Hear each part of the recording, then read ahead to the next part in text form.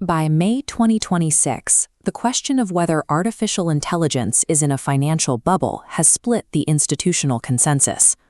Prominent tech leaders, notably Sam Altman, have publicly stated that an AI bubble is actively ongoing, echoing warnings from JP Morgan and the IMF about extreme investment surges.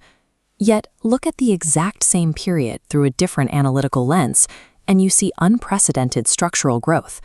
You see the Magnificent Seven generating massive, real earnings, and enterprise deployments yielding immediate productivity gains that the 1999 dot-com era never produced. This contradiction exists because analysts are making a critical measurement error.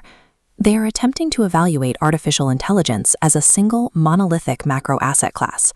The data shows that both the bears and the bulls are correct. The 2024 to 2026 cycle is structurally bifurcated. It is split between highly speculative capital allocation metrics on one side and exceptionally grounded fundamental metrics on the other.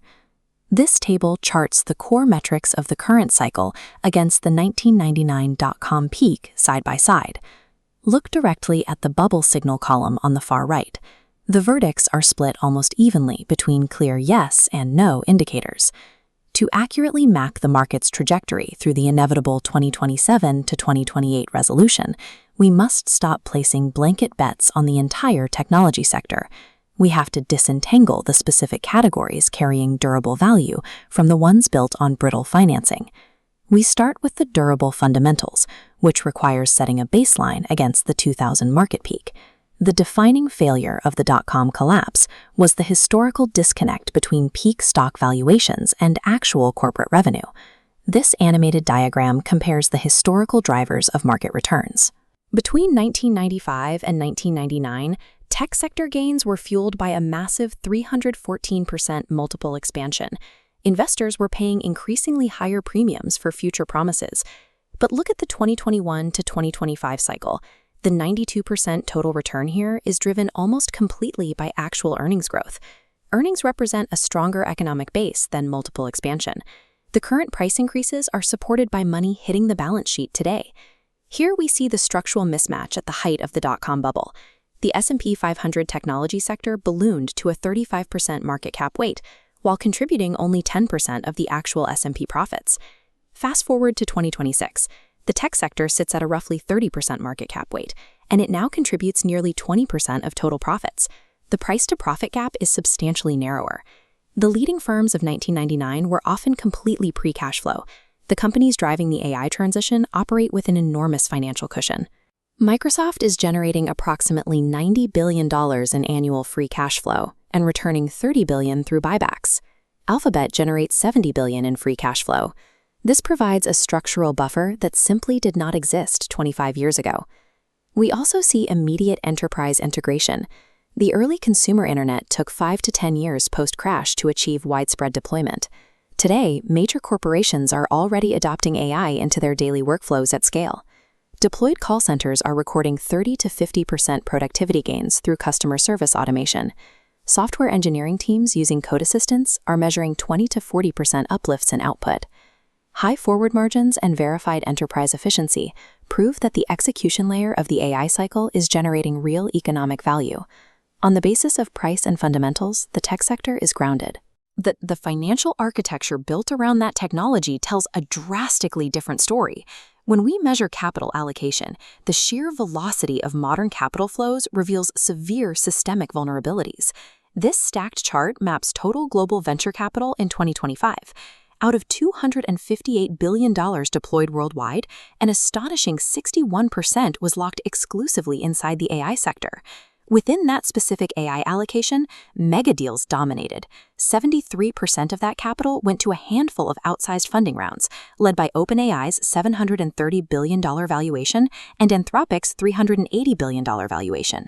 To support those soaring private valuations, the industry has developed an endemic pattern of circular financing, a mechanism that severely distorts the actual revenue of the hardware ecosystem. Let's trace the exact mechanics of this loop. It starts with Microsoft deploying massive capital investments directly into OpenAI. OpenAI then takes that capital and routes it back into Microsoft Azure to purchase raw compute power. Simultaneously, Microsoft and NVIDIA take active equity stakes in alternative hardware providers like CoreWeave. Complete the loop by mapping OpenAI buying NVIDIA hardware through Azure. A single dollar circulates through multiple balance sheets and is booked as revenue or asset value at multiple stages of the transaction. This precise pattern mirrors the telecom vendor financing practices of 1999, where equipment providers financed their own customers' purchases. That circularity contributed heavily to the magnitude of the 2001 impairment cycle. That structural risk is compounded by the hyperscaler capital expenditure rate. In 2026 alone, the industry committed a staggering $725 billion to AI infrastructure. The depreciation math on that hardware is unforgiving. To justify a 3 to 5 year lifespan, that investment requires an annual AI revenue growth of $360 to $600 billion. Current revenue falls massively short of that threshold. The largest tech companies have the cash flow to absorb the impending asset impairments, but the massive web of privately valued startups and GPU cloud providers are caught in a highly fragile 1999-style capital bubble. Between the durable fundamentals and the frothy capital sits the contested middle. These are three unresolved market variables that will determine if the upcoming correction stays isolated to startups or infects the broader S&P 500. The first variable is whether the current hyperscaler infrastructure build-out can be economically justified.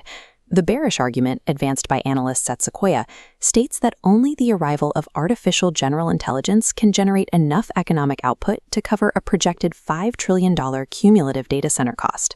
The bullish dissent counters that AGI is unnecessary. They argue that expanding enterprise adoption, new agentic workflows, and emerging scientific computing demands are entirely sufficient to absorb the incoming capacity.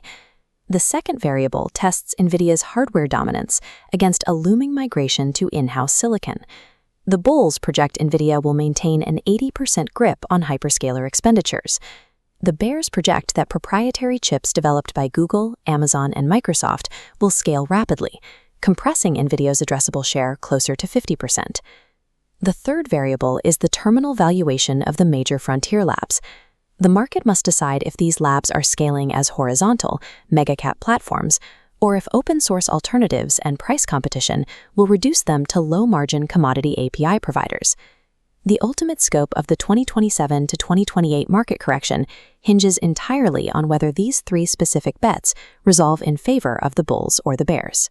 To understand the timing of that resolution, we apply the macroeconomic framework developed by Carlota Perez, which models how financial capital interfaces with long-term technological revolutions.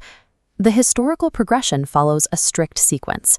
A frenzied phase of speculative installation leads directly to a systemic financial crash, which finally clears the way for long-term mass deployment. Whether mapping railways, electricity, or the early internet, capital historically outruns the real economy, forces a correction, and takes 5 to 15 years to reach mass adoption. But this cycle contains what economists are calling the Perez anomaly. Massive real-world deployment and enterprise productivity are currently running parallel to the speculative installation phase, rather than trailing it. This concurrent deployment structurally dampens the severity of an impending crash. The underlying technology is already generating revenue, establishing a firm economic floor that the pre-revenue companies of 1999 entirely lacked.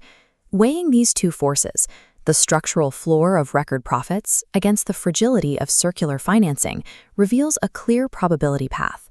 Because the fundamentals are too strong for a total 1999-style collapse, yet the capital allocation signals are too severe to avoid any correction, a localized impairment cycle in 2028 currently sits as the 50% probability base case.